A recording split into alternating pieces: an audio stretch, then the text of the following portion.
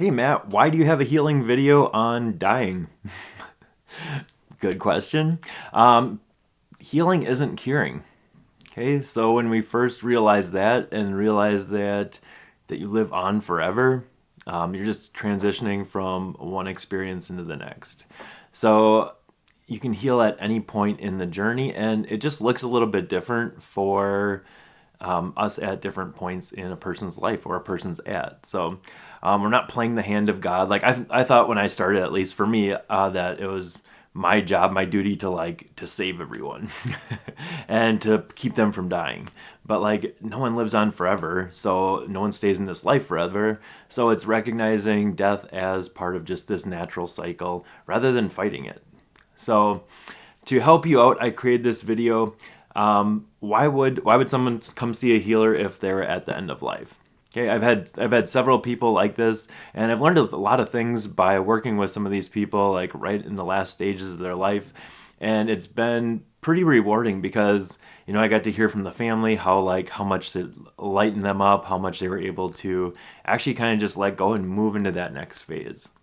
Okay, so the reason that we do healing on people that are end of life is for a couple of reasons. So they don't have to take the stuff with them when they leave here. So why would you want to take all that with you if you don't have to? You can heal it while you're here, and then you don't have to redo it or come back again to try it again. You also don't have to work through it on the other side.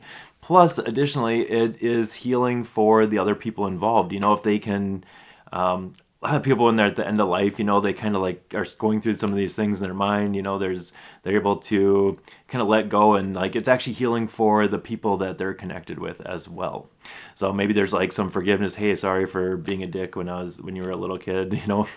They can have that resolution before they leave, and it's very healing for everyone involved. So helping them to get to that space is really huge for not only them but everyone else that they know. All right, so this also eases their transition. How many times do we see people, they're fighting to stay here, fighting to hang on? I'm not saying give up or anything, but they're clinging to this life when their soul is trying to get them to go. So this actually eases them in the process of transition. So they're not suffering longer than they need to, and they're able to go with ease, go with dignity, and go with grace. Yeah. So also, yeah, I'll just talk about it. The other part too is so they don't get stuck here. Okay, I work with a lot of people that have disincarnate souls attached to their energy fields because they weren't able to move on. They were worried about being judged. They were worried about going to hell. They were worried about all these things, and they're just confused. They didn't understand death, so now they're scared and they're stuck here. Okay, well now that's affecting the people that are still here. So part of this, it's just a side byproduct of this, I guess, but it helps them to not get stuck on this earth plane, and it helps them to make that transition when they actually get to that place. Okay, so how does a session look if you are working with someone that's in the end stages of their life? It's a little bit different, especially if their health is fading, but a lot of the same stuff still applies.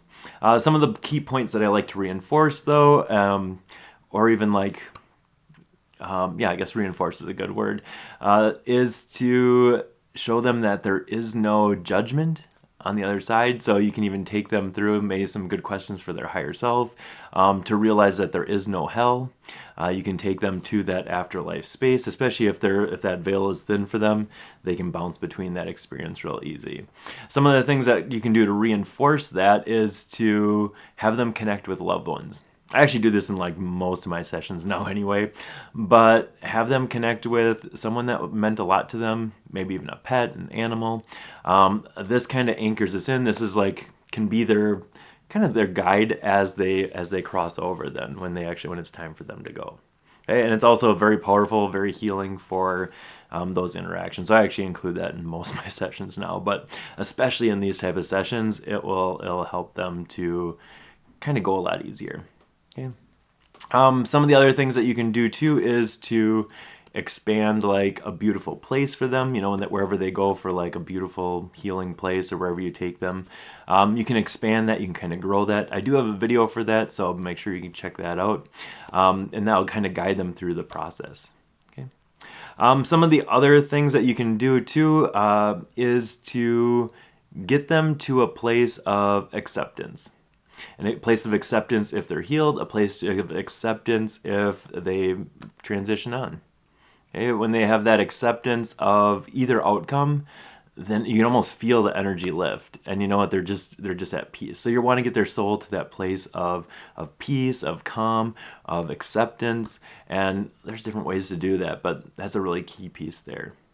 Okay, some of the questions that you can even ask are, what does Sarah's soul need to be at peace? Okay, what does she need for her soul to be at peace? You can ask that to like the higher self. Maybe there's something they need to do here yet. Maybe they need to, like, forgive their wife or something, or, have a conversation with one of their kids or whatever it is. Okay, they can have that like action step, and or maybe it's even just processing it that in the session itself. All right. One of the other things I've done with people, but I didn't actually know what I was doing.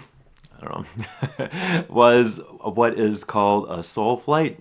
Didn't know what that was, but I've been doing it with people that were kind of at that end of life state.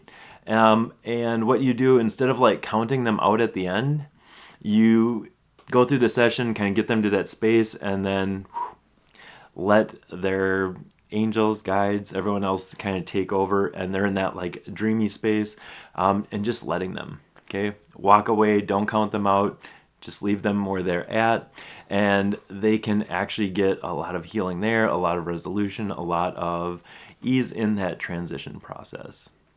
So hopefully this helped you out. If you have any questions, feel free to reach out. I'm usually really good at getting back to people. So yeah, let's do this together. And we'll see you on the next video.